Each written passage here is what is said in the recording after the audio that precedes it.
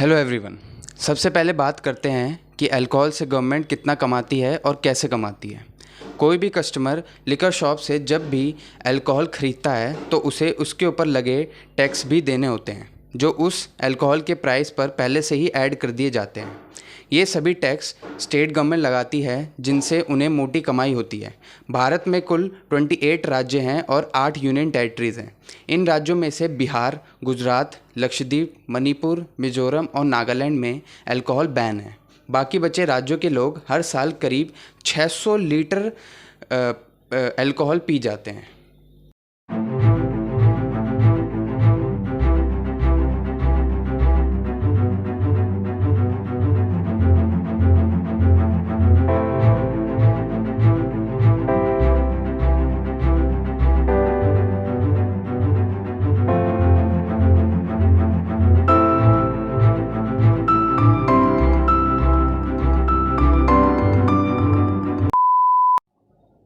प्रतिबंधित वाले राज्यों को छोड़कर बचे हुए राज्य और यूनियन टेरिटरीज़ ने अल्कोहल पर लगाने वाले स्टेट एक्साइज ड्यूटी से साल 2019-20 में कुल 1,75,501 करोड़ रुपए कमाए हैं।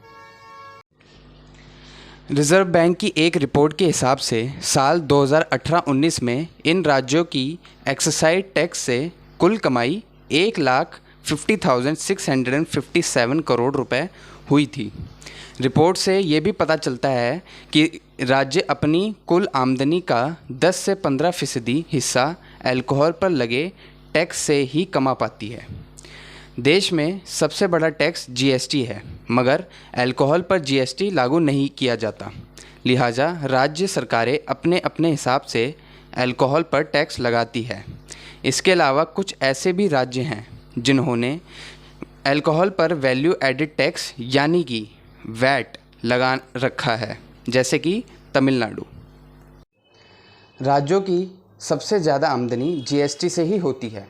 इसके बाद उनकी कमाई का सबसे बड़ा ज़रिया अल्कोहल ही है, जिसे बेचने और बनाने पर टैक्स वसूल कर राज्यों की अर्थव्यवस्था चलती है।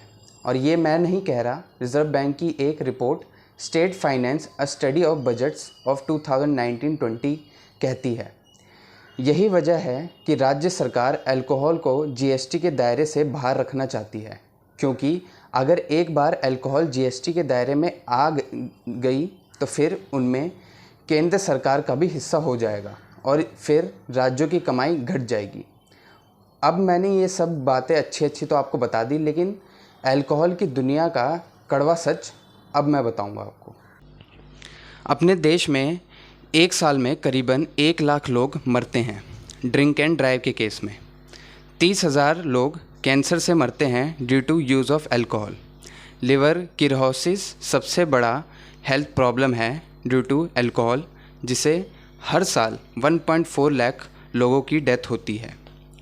सरकार को अल्कोहल से कितना ही फ़ायदा हो, मगर इनडायरेक्टली वो ही लोगों को मारने का काम भी कर रही है। मैं ये नहीं कह रहा कि अल्कोहल बंद कर देना चाहिए, जो कि पॉसिबल नहीं है, मगर use of alcohol by each person को कंट्रोल किया जा सकता है। अल्कोहल के चंगुल में सबसे ज़्यादा यूज़ फंस चुका है। आप देख लीजिए, बड़े शहरों में 11th या 12th के बच्चे हों, कॉलेज के स्टूडेंट्स हों या फिर पापा की परियां हों, सब कभी ना कभी इसके और खिंचते ही हैं, क्योंकि अल्कोहल आसानी से कहीं भी मिल जाता है। मैं ये नहीं कह रहा कि सारे बच्चे ऐसे ही हैं, मगर खुद को संभालने वाले काफ़ी कम हैं। सरकार को इसके बारे में ज़रूर सोचना चाहिए।